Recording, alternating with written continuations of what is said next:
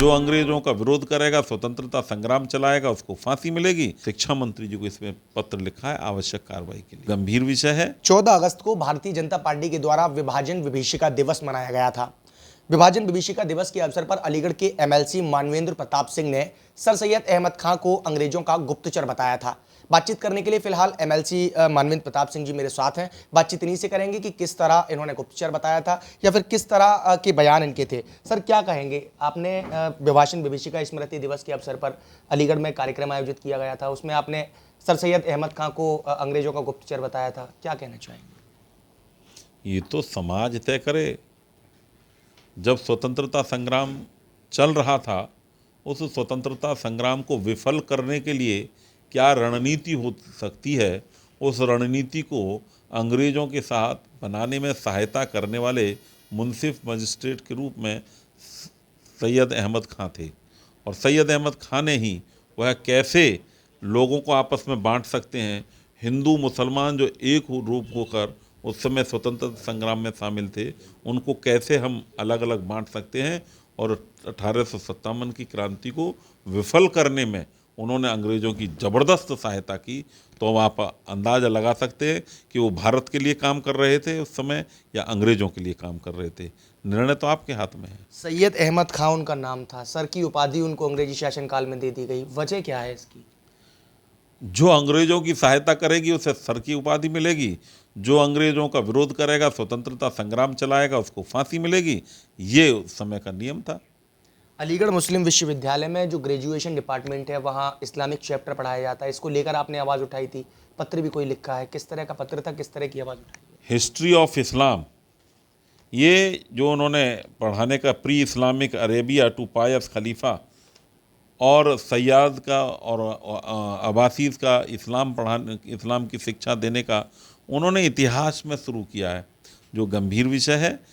क्योंकि धर्म की शिक्षा इतिहास के रूप में, इतिहास सब्जेक्ट के रूप में नहीं दी जा सकती है। अगर धर्म की शिक्षा दी जानी है तो आप थियोलॉजी डिपार्टमेंट में जो धर्मशास्त्र का विषय अलीगढ़ मुस्लिम यूनिवर्सिटी में चलता है, उसके अंतर्गत दीजिए, उसमें खूब आप धर्म की शिक्षा दीजिए। और यदि आप हिस्ट्री के अंदर आप कहते हैं, ये जबकि मेजर सब्जेक्ट है, लेकिन कह रहे हैं आप कि अगर इसमें से चॉइस है तो इसमें जो हिस्ट्री ऑफ हिंदूज़ है, हिस्ट्री ऑफ जैनिज़्म है, हिस्ट्री ऑफ बुद्धिज़्म है, हिस्ट्री ऑफ क्रिश्चियंस है, वो सब पढ़ाइए। केवल इस्लाम को ही क्यों पढ़ाया जा रहा है? इस्लाम धर्म का विषय हो सकता है, वो इतिहास का विषय नहीं हो सकता। इसलिए इस पर आपत्ति, और मैंने प्रधानमंत्री जी को और शिक्षा मंत्री जी को इसमें पत्र लिखा है आवश्यक कार्रवाई के लिए। सर, केंद्र में आपकी सरकार है, राज्य में भी आपकी सरकार है। अलीगढ़ मुस्लिम विश्वविद्यालय को लेकर हर बार एक सवाल उठता है कि एससी ओबीसी आरक्षण लागू कराने की मांग, आपके सांसद हैं, बीजेपी सांसद कई बार आवाज़ उठा चुके हैं, उसके बावजूद, सरकार आपकी होने के बावजूद भी आखिर लागू क्यों नहीं हो पा रहा है?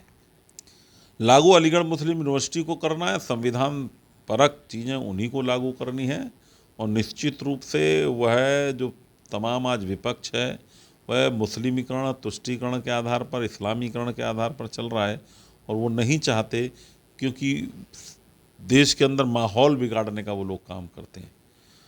निश्चित रूप से सुप्रीम कोर्ट भी पहले कह चुका है, हाई कोर्ट भी पहले कह चुका है कि माइनॉरिटी यूनिवर्सिटी नहीं है, ये केंद्र सरकार द्वारा स्थापित और संचालित प्रशासित विश्वविद्यालय है। शेड्यूल 7 के अंदर दिल्ली यूनिवर्सिटी और बीएचयू के तहत आने वाला इसी प्रकार का एक विश्वविद्यालय है। और निश्चित रूप से यहाँ पर एससी एसटी और ओबीसी का आरक्षण लागू होना चाहिए। एससी एसटी ओबीसी का आरक्षण न लागू हो पाए, इसके लिए कांग्रेस और समाजवादी पार्टी प्रयासरत रहते हैं। उनके हक को, एससी एसटी ओबीसी के हक को वो छीनना चाहते हैं। सर, 15 अगस्त का दिन कल था, 78वां स्वतंत्रता दिवस देश ने मनाया है। अलीगढ़ मुस्लिम विश्वविद्यालय में कल कुछ स्टूडेंट्स हैं जो कि एक कार्यक्रम आयोजित करने जा रहे थे 15 अगस्त को लेकर, लेकिन एएमयू प्रशासन ने कार्यक्रम नहीं करने दिया, जो तैयारियां थी तैयारियों को बिखेर दिया। क्या मानते हैं कि अलीगढ़ मुस्लिम विश्वविद्यालय, जो कि केंद्र शासित यूनिवर्सिटी है, उसमें कार्यक्रम न होने देना, क्या मानते हैं? एएमयू पूर्ण रूप से इस्लामीकरण का आधार पर चलने वाला विश्वविद्यालय है। यदि कोई देश के हित की गतिविधि अगर वहाँ होगी तो उसको सांप्रदायिकता के आधार पर ख़त्म कर दिया जाएगा, उसके खिलाफ कार्रवाई होगी।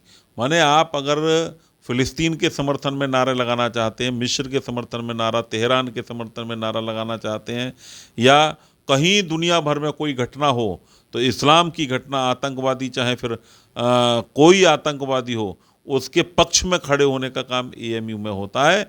लेकिन अगर तिरंगे की रैली निकालना हो, तिरंगे का राष्ट्रगान करना हो, तो फिर वहाँ पर प्रतिबंध लग जाते हैं। उससे समझ में आता है कि वह देश विरोधी गतिविधियों का एक केंद्र है। देखिए, ये मेरे साथ अलीगढ़ से एमएलसी मानवेंद्र प्रताप सिंह मौजूद थे। साफ तौर पर इनका कहना है कि जिस तरह 15 अगस्त की घटना, यानी कि छात्रों का आरोप था कि 15 अगस्त को लेकर एएमयू प्रशासन ने कैंपस में 15 अगस्त का स्वतंत्रता दिवस का कार्यक्रम नहीं मनाने दिया, उसको लेकर साफ तौर पर उन्होंने कहा है कि जब आतंकवादी गतिविधियां होती हैं तो एएमयू का नाम जो है सबसे आगे आता है। लेकिन देखने वाली बड़ी बात ये होगी कि आखिरकार अब जिस तरह अलीगढ़ मुस्लिम विश्वविद्यालय के प्रशासन पर आरोप है कि छात्रों को स्वतंत्रता दिवस का कार्यक्रम नहीं मनाने गया, तो इस पर अब शासन या प्रशासन द्वारा किस तरह की कार्रवाई अमल में लाई जाती है। फिलहाल मेरे सहयोगी अजहर नवाब के साथ मैं विनय माथुर, श्रेष्ठ यूपी, अलीगढ़। यूपी की हर खबर देखने और उनसे अपडेट रहने के लिए हमारे चैनल श्रेष्ठ यूपी को सब्सक्राइब और लाइक करें। साथ ही बेल आइकन को दबाना ना भूलें, जिससे हमारे हर वीडियो की जानकारी आप तक पहुंचती रहे।